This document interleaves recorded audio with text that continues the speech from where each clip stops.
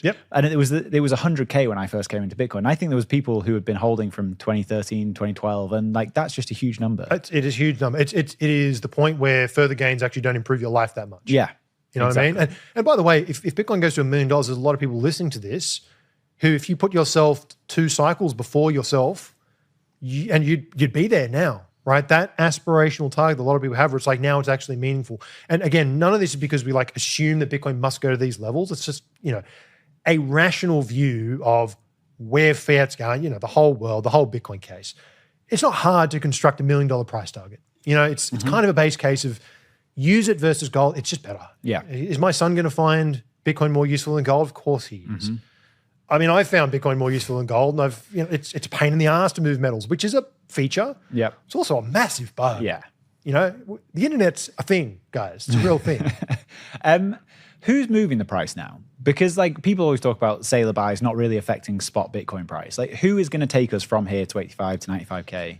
Yeah, I mean, I think people overthink this. A lot of institutions have, I ran this study a lot. I'm well overdue redoing it, just looking at the ETFs and who their owners are, 13F filings and the like.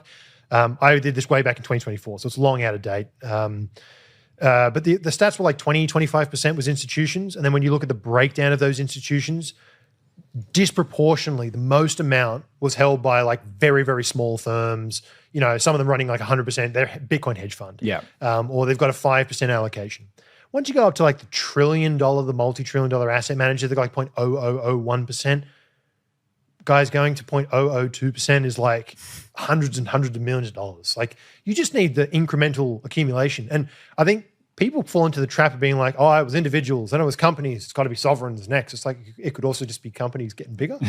Like individuals for me, I'm later in my life, I'm later in my earnings career. As you get older, you tend to earn more money. I'm buying more Bitcoin. My capacity to buy Bitcoin is significantly better than it was. Yeah, the prices are higher. I'm putting more dollars in and getting less Bitcoin. Well, that is also, yes, there's also a component of like, do you buy more because you understand this thing more? And, and that's why bear markets like this, you can actually ramp things up because you've got that conviction. But, institutions can do the same thing. Yeah. Once you get through 100K, and here's the other story. Once you get through 100K, the institutions that don't have the nuts to step in now will step in, back in. Do you think risk adjusted, this is like the best Bitcoin's ever been? Well, again, if we go down to 45K, it's a 2011 $2 Bitcoin. Based on my mean reversion study,